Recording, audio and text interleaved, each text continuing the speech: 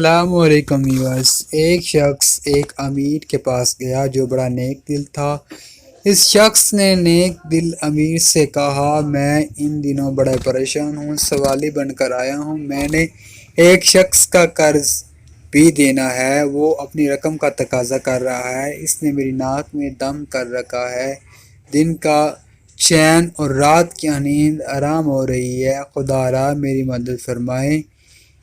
Back دل آدمی کو اس شخص پر بڑا ترس آیا، اس نے چند اشرفیاں دیں اور کہا، جاؤ ان سے گزارا کرو۔ اس شخص نے اشرفیاں لے کر شکریہ ادا کیا اور چلا گیا۔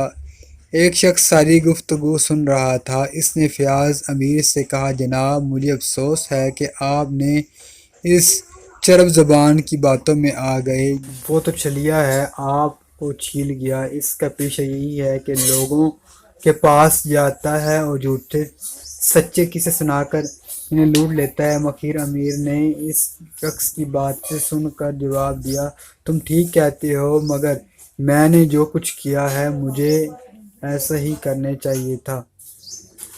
وہ شخص مقروض ہے تو میں نے اسے بے آبرو ہونے سے بچا لیا، اور اگر وہ چھلیا ہے تو معمولی رقم دے کر میں نے اپنی جان چھڑا لی ہے۔ مال تو دراصل اسی لیے ہے کہ اسے بھلائی کے کاموں پر لگایا جائے۔